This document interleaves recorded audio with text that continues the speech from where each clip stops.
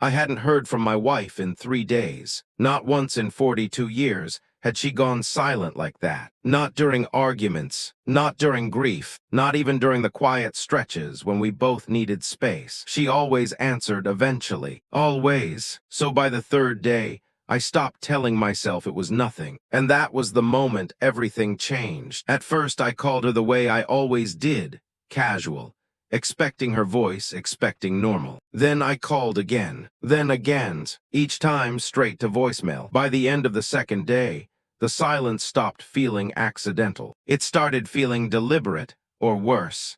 Final, I remember sitting there staring at my phone, trying to convince myself there was a simple explanation. A dead battery, a misplaced phone, something ordinary. But the more I repeated those explanations, the less I believed them, because something else had been building long before those 3 days. Something I didn't want to name. It started months earlier. Small things at first. Conversations with our daughter, Anna. They didn't feel wrong at the time. Just different. She talked about money more. At first it was casual. Repairs, bills, temporary setbacks. But then it became specific. Repeated, directed questions about the house, about savings, about the wills, and not in a curious way, in a calculated way. I remember mentioning it to my wife one evening while she folded laundry.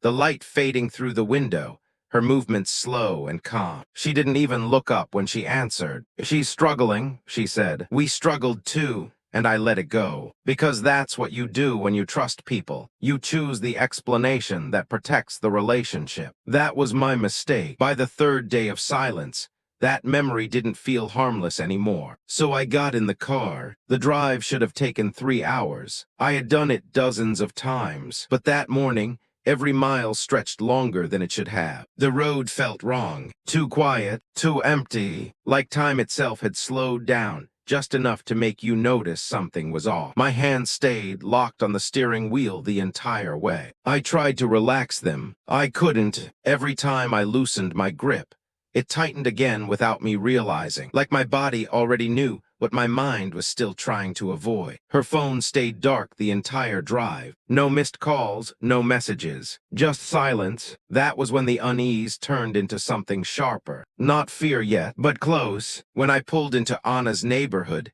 everything looked normal. Too normal. Lawns trimmed, cars parked neatly, nothing out of place. And that was the first moment something truly didn't fit. Because by then, something inside me already knew this wasn't normal. I parked in front of the house and sat there for a few seconds longer than necessary, waiting, listening, for what I didn't know. Movement maybe, a sign, anything that would break that stillness. Nothing did. I walked up to the door, rang the bell, waited, counted in my head, rang it again, no answer. I tried the handle, locked. I looked through the window. Everything inside looked exactly the way I remember. Furniture untouched, nothing disturbed, like the house had been frozen in place. I called Anna. Voicemail. I called her husband, Curtis. Voicemail. That was when concern turned into something else. Something colder. Sir, wait. The voice came from my left. I turned and saw a man walking quickly across the lawn. Mid-60s, maybe. Serious expression. Focused. My name is Robert Delaney, he said. I live next door. There was something in the way he said it. Not casual, not curious, urgent. I think you need to hear something. The air shifted immediately. What happened? I asked. He hesitated for a fraction of a second, not because he didn't know, but because he knew exactly how much it would matter. About a week ago, he said slowly, there was screaming. Not yelling, not arguing, screaming, the kind that makes you stop what you're doing, kind that doesn't belong in a quiet neighborhood. A woman, he continued, she was begging, repeating the same thing over and over, asking for help, asking for an ambulance. Everything inside me went still. What did they do? I asked. He didn't answer immediately. That's the problem, he said. They came outside. They told me everything was fine. I stared at him. They told you everything was fine, I repeated. Yes, and the screaming didn't stop. That was the moment, the exact moment something locked into place inside my mind. Not confusion, not doubt, clarity, cold, sharp, immediate. What did you do? I asked. I called emergency services, he said. Of course he did. They came, went inside, brought her out on a stretcher. She was barely conscious. I didn't ask the next question. I already knew. Did they go with her? I asked anyway. He shook his head. No. Silence, heavy, absolute. And the next day, I said, they were gone. That was it. No more guessing. No more explanations. I turned and walked back to my car. My hands weren't shaking. That was the strange part. Everything felt like controlled, like my body had already switched into something else. I called emergency services first, then the hospital, then the police. Each call precise, structured, direct, name, timeline, location, confirmation. Yes, the nurse said. She's here. ICU. For a week, no one had contacted me. That told me everything I needed to know. I should have left right then. I didn't. I drove to the hospital without remembering the drive. Not a single turn, not a single stoplight. Just the moment I arrived, a detective was waiting for me outside the ICU. Detective Morgan, she said. Calm, controlled, kind of calm that doesn't reassure you. What happened? I asked. She studied me for a second. Your wife was poisoned.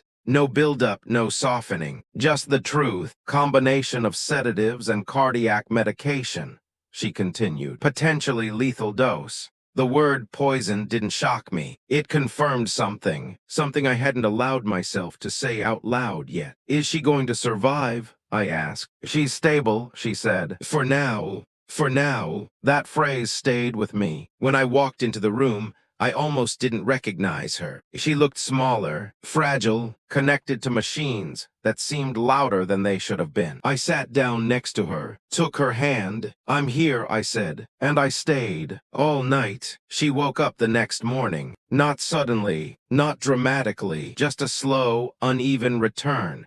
Like someone trying to surface through water that was heavier than it should have been. Her fingers moved first, then her eyes. When she saw me, there was a moment, just a fraction of a second, where she didn't recognize where she was. And then everything came back at once. Her lips moved.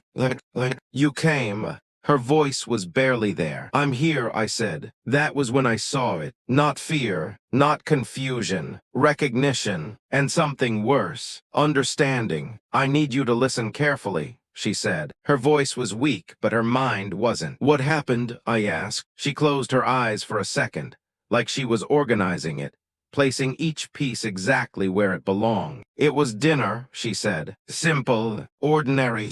That's how it always starts. They invited me over, she continued. Said they wanted to talk about the house, about helping them. I didn't interrupt. Everything felt normal, she said. Too normal. That phrase again. Too normal. They made tea, she said. Curtis insisted. I felt something tighten. Did you drink it? I asked. Yes. How long before you felt something? She didn't answer immediately. 10 minutes, she said. Maybe less. What did it feel like? She looked at me. Wrong, she said. Not pain, not illness. Wrong. My chest felt tight, she continued. My head started spinning. I couldn't focus. I thought maybe I was just tired. She paused, but then it got worse. I told them something wasn't right, she said. What did they do? I asked. Another pause. They told me to sit down. That wasn't help. That was control. I asked them to call an ambulance, she said. And they didn't. The room felt colder. I tried to stand, she continued. Curtis blocked the door. That was the moment. Not the poison, not the symptoms. That, you're sure? I asked. She looked at me. He stood in front of it, she said. No hesitation, no doubt. What did Anna do? I asked. Her expression changed. That was the part that mattered most. She said I was overreacting, she said quietly. She told me to calm down. Not panic, not concern, dismissal. I told her I couldn't breathe, she continued. I told her something was wrong. Her voice started shaking. She just stood there. And then, I asked, I started screaming. There it was, the part Robert heard. I didn't care anymore, she said. I needed someone to hear me. Her hand tightened slightly in mine. I thought I was going to die. Silence. What happened next? I asked. I remembered. The door opening, she said. Voices, movement, and then nothing. Darkness. That was the last thing she remembered. I didn't say anything for a few seconds. Not because I didn't have questions. Because I already had answers. They told the police you took the pills yourself, I said. She looked at me, slowly. No, she said. Just one word. And that was enough. That was when I knew. This wasn't a misunderstanding. Later that day, Detective Morgan came back. She didn't waste time. We ran toxicology, she said. I nodded. What did you find? I asked. Zolpidem, she said. And digoxin. Sleeping pills. Heart medication. Deadly combination. She wasn't prescribed either.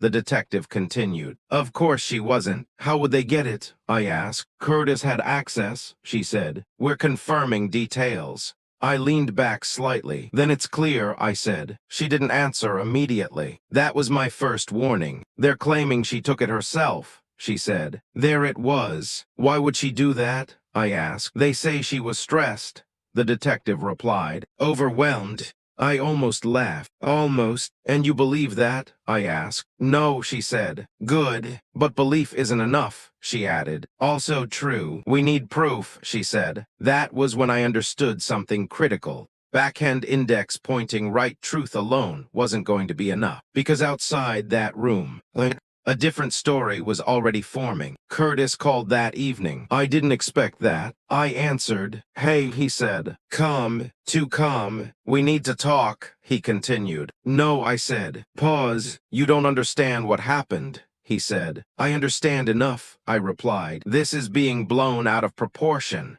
he said carefully. She was confused. She took something she shouldn't have. That was the strategy, not denial. Reframing. You're lying, I said. Another pause, longer this time. We don't want this to get messy, he said. There it was. Not concern. Containment. What exactly are you offering? I asked, because I wanted to hear it. Let's keep this private, he said. We can work something out. Work something out. You poisoned her, I said. No, he replied instantly. Too fast. She almost died, I said. Silence. We didn't mean. He stopped. Didn't mean what? That was the crack, the first real crack. I hung up. The next morning the story changed. Not inside the hospital. Outside. An article appeared. Local news. Neutral tone. Family dispute leads to hospitalization. Neutral, but not accurate. Quotes from sources. Statements from Curtis, from Anna. Concern, misunderstanding, stress. No mention of poisoning. No mention of blocking the door. No mention of refusing help. Just doubt. That was when I realized. Backhand index pointing right, this wasn't just a crime. It was a narrative, and they were already winning it. I should have focused only on the case. I didn't, because what I found next was worse than the poisoning. I should have ignored the article. I didn't, because something about it felt wrong, not just incomplete, engineered. It didn't deny anything directly. It just avoided the truth, and that's when it clicked. Backhand index pointing right, they weren't trying to prove they were innocent. They were trying to make everything unclear, because unclear is safer than guilty. That was the moment I stopped reacting and started looking deeper. I called Marcus. We hadn't spoken in years, but if there was one person I trusted to find something hidden, it was him. I need you to look into Curtis, I said. Pause. How deep, he asked. As deep as it goes. He didn't ask why. He already knew. 2 days later, he called back, and the first thing he said was, "You're not dealing with a mistake." That was the second confirmation. What did you find? I asked. Another pause. Longer this time. Debt, he said. Not surprising, but the way he said it was. How bad? I asked. Not bad, he said. Collapsed. That word landed differently. Define collapsed, I said. Multiple maxed credit lines, he continued. Overdue payments, missed mortgage deadlines, and that's just the surface. I didn't speak. I just listened. There's more, Marcus said. Of course there was. Gambling, he added. That explained everything. How much, I asked. Enough that this wasn't recoverable, he said. Not struggling, not temporary. Finished. That still doesn't explain, I started. It does, Marcus cut in. And then he said something I won't forget. This wasn't about money. Pause. It was about replacing it. That was the moment the story changed. Backhand index pointing right, this wasn't desperation. Backhand index pointing right, this was planning. What about Anna? I asked. Another pause. She knew, he said. I closed my eyes. Just for a second. You're sure? I asked. Yes. How? She was calling creditors, he said. Negotiating deadlines,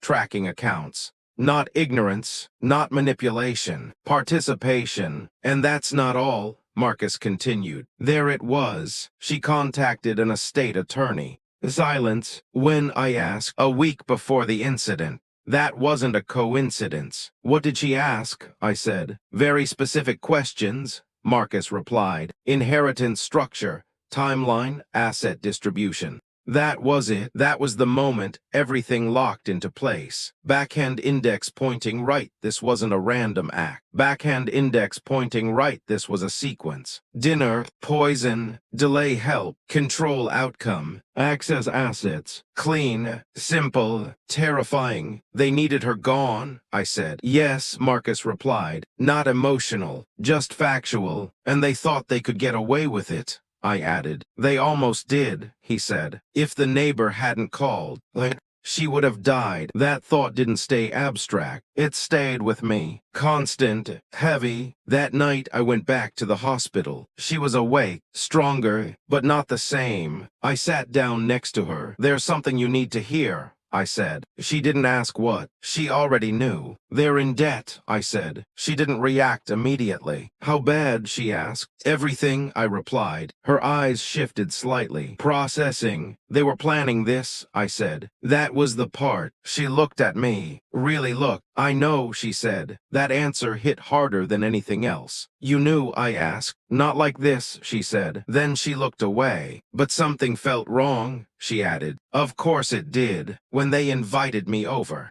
She continued.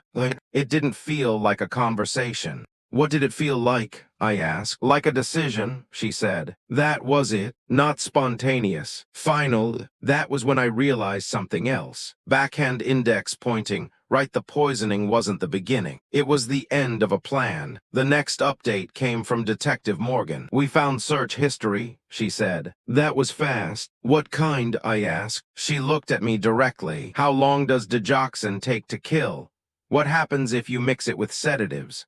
Lethal dosage for elderly patients. That wasn't curiosity. That was preparation. They looked it up before the dinner, she said. That sealed it. Intent, documented, recorded, undeniable. But outside, the story was still fighting. Another article came out. New details emerge in family dispute case. Still neutral, still careful, still wrong, but something had changed. The tone, less certainty, more hesitation, doubt had shifted, and now, it wasn't pointing at us anymore. That should have been enough. It wasn't, because the next thing that happened, was the moment everything finally broke. That should have been enough. It wasn't, because people don't collapse when the truth appears. They collapse when they can't hold their version together anymore. And that moment, came sooner than I expected. Curtis broke first. Not publicly, not dramatically, quietly. Detective Morgan called me that morning. Her tone was different. Not cautious, not neutral. Certain. He's talking, she said. That was it. No build-up. No explanation, just confirmation. What changed? I asked. Pressure, she said, of course. Because pressure doesn't destroy people. It reveals them. I wasn't in the room when it happened, but I didn't need to be. Morgan told me everything. At first, he stuck to the story. She took it herself. She was confused. We tried to help.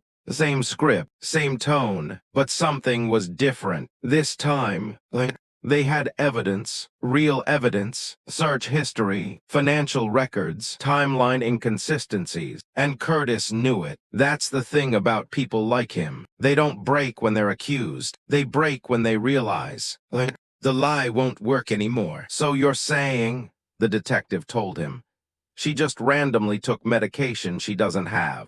At your house. Silence, and then asked for an ambulance. Pause, and you didn't call one. Longer silence. That's where it started. Small cracks. Nothing dramatic. Just hesitation. And hesitation is the beginning of collapse. What exactly did she take? The detective asked. I don't know, he said. Wrong answer, because they already knew. And he knew they knew. That's when panic starts. Not visible, but internal. They showed him the search record. One by one, no rush, no pressure. Just facts. How long does digoxin take to kill? Silence. What happens when combined with sedatives? He shifted in his chair. Lethal dose for someone her age. That was it. That was the moment. He stopped answering, not because he didn't have answers, because every answer would destroy him. Then came the question that ended it. Why did you look this up before the dinner? No escape, no redirection, no narrative, just truth.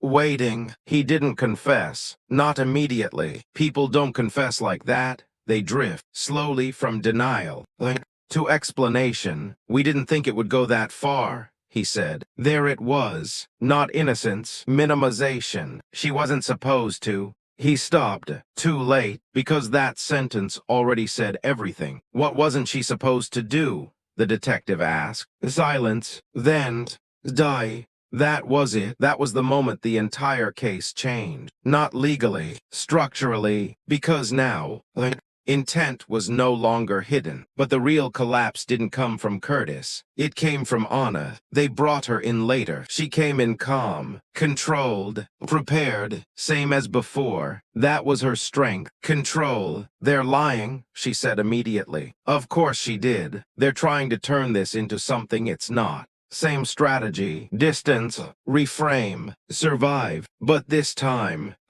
Curtis wasn't protecting her anymore. They told her, he's cooperating. That word matters. Cooperating. It doesn't mean truth. It means survival. And the moment she heard it, everything changed. Just slightly, but enough. What did he say? She asked. Not is that true. Not he wouldn't do that. What did he say? That was the mistake, because that question revealed something. She already knew there was something to say. They didn't answer her. They didn't need to. They showed her the search records, the timeline, his statement, and then they waited. Silence is the most powerful tool in interrogation, because people fill it. And she did. This wasn't supposed to happen, she said. Same line, different person. That doesn't mean anything.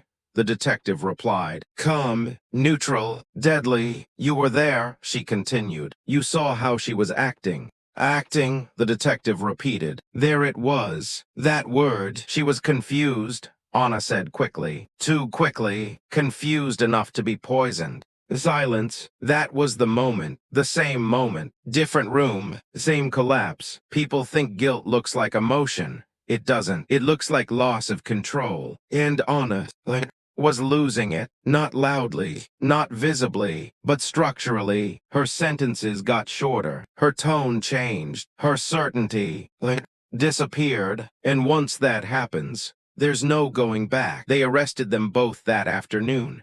No drama, no resistance, just procedure. Curtis looked exhausted. Anna looked empty. That's the thing about plans like this. They only work until they don't, and when they don't, everything collapses at once. That should have been the end. It wasn't, because what came next was worse than everything before. That should have been the end. It wasn't, because arrests don't end stories. They just change them. The next phase didn't happen in private. It happened in public, and public is where the truth gets distorted the most. The headlines changed overnight. Daughter and son-in-law arrested in poisoning case. Stronger, clearer, closer to the truth, but still not the truth, because even then, People didn't want to believe it. I started getting calls, messages, voices I hadn't heard in years. Some supportive, some careful, some questioning. Are you sure that's what really happened? That question again, even now, even after everything, because people don't reject lies easily. They resist truth. The trial moved faster than I expected, not because it was simple, but because it was already over. Curtis took a plea deal. That was the final confirmation. He didn't fight it, didn't argue, didn't defend, because he couldn't. The evidence wasn't just strong, it was complete. Search history, financial collapse, timeline, statements, and most importantly, his own words. Anna held longer. Of course she did. That was always her strength. Control. But control has limits. And once the structure breaks, it doesn't come back. She changed her story. Not all at once. Gradually, from denial, to distance, from distance, to justification. It wasn't supposed to happen like this. That line again, always the same, because it sounds like regret, but it isn't. It's strategy. In the end, she took a deal too, not because she accepted responsibility, but because she ran out of options. The sentencing was quiet. No outbursts, no breakdowns, just numbers, years, consequences. People expect closure in moments like that. There isn't any, just completion. When it was over, everyone started moving on. That's what people do. They process, they react, they forget. But forgetting doesn't mean it's over. The house stayed the same. The street stayed the same. Everything looked exactly like it did before. And yet, nothing was the same. Vivian came home 2 months later. Physically, she recovered, slowly, steadily, but recovery isn't the same as healing. There were moments when she would stop mid-sentence, not because she forgot what she was saying, because something else interrupted. A memory, a realization. I trusted her, she said once. Not crying, not angry, just stating it, and there was nothing I could say to that. Because trust doesn't break loudly, it disappears. And once it's gone, it doesn't come back the same. I thought the hardest part would be the case. I was wrong. The hardest part was after, because after everything ends, you're left with what changed, and something had changed, not just in her, in me. I started noticing it in small ways. The way I listened, the way I questioned things I never questioned before, the way I stopped assuming anything was safe. Not paranoid, just aware, and awareness comes with a cost. Sometimes I think about that morning.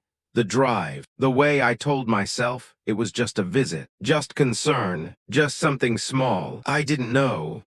I was already too late, because by the time I got there, everything had already happened. And the truth is, this wasn't a moment. It was a process, built slowly, quietly, until it became something irreversible. People ask me now if I feel relief, if I feel justice, if I feel like it's over. I don't, because justice doesn't restore anything. It just confirms what was lost. And what was lost, wasn't just trust. It was certainty, the kind you don't notice, until it's gone. Vivian asked me something recently. Do you think we'll ever feel normal again? I didn't answer right away. Not because I didn't know, because I did. No, I said, and she nodded. Not surprised, not upset, just understanding. Because some things don't go back. They just become part of what comes next. And that's the part no one tells you. Surviving something like this, isn't about winning. It's about continuing, even when everything you trusted, has already changed. I thought I was driving to check on my wife. I wasn't. I was driving into the moment. That changed everything I thought I knew. And once you see something like that clearly, you don't go back. You just learn, how to live with it.